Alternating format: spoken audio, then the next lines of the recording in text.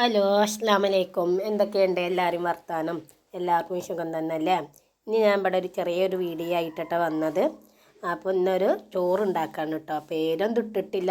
നമുക്ക് തക്കാളിച്ചോറാണെങ്കിൽ തക്കാളിച്ചോറ്, അല്ലെങ്കിൽ തട്ടിക്കൂട്ട് ബിരിയാണി അങ്ങനെയൊക്കെ ഇടാം കേട്ടോ. പക്ഷെ നല്ല ടേസ്റ്റ് കേട്ടോ.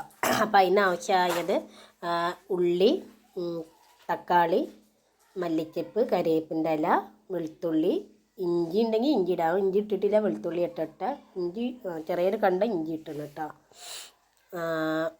പിന്നെ ജീരകം ഇട്ടോ, ജീരകം ഇടുക. അപ്പോൾ ആദ്യം നമ്മൾ കുക്കറിൽ വെളിച്ചെണ്ണ പാർന്നു, എന്നിട്ട് ഇഞ്ചി, വെളുത്തുള്ളി, ജീരകം ഇട്ടു കേട്ടോ.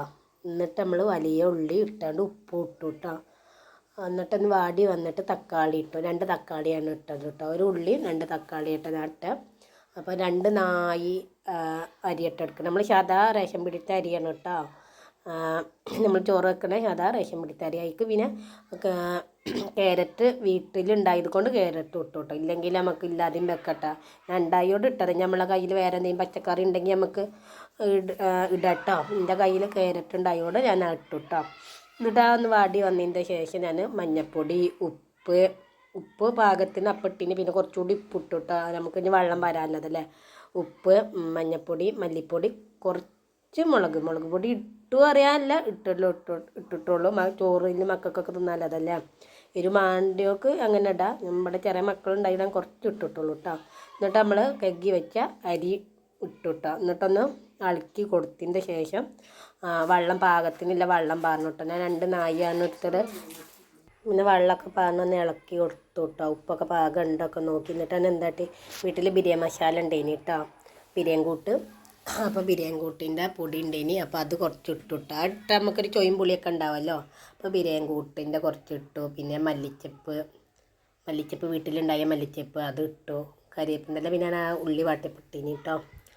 അപ്പോൾ അതൊക്കെ ഇട്ടു. പിന്നെ നമ്മളെ കയ്യിൽ എന്തെങ്കിലുമൊക്കെ ഉണ്ടെങ്കിൽ നമുക്കങ്ങനെ ഏലക്ക ഇട്ടണം കേട്ടോ. പറയാൻ പറഞ്ഞു, ഏലക്കയും പട്ടിയൊക്കെ ഇട്ടണം കേട്ടോ.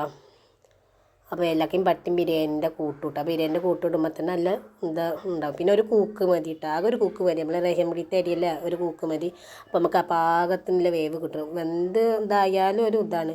ഇതിക്ക് നമുക്ക് എന്തെങ്കിലും തൈരോ എന്തെങ്കിലുമൊക്കെ മതി. ചൂടൊക്കെ തിന്നാണെങ്കിൽ നമുക്ക് തൈര് മതി, വേറെ എന്തും വേണ്ട കേട്ടോ. ഞാൻ അതിലേക്ക് പിന്നെ കോഴിപ്പൊരി ഉണ്ടാക്കിനി. അപ്പോൾ കോഴിപ്പൊരിയും ചോറാണ് ഇനി കേട്ടോ. നല്ല ടേസ്റ്റ് ഉണ്ട്. ഇനി മക്കൾക്കൊക്കെ നല്ല ഇഷ്ടമായി.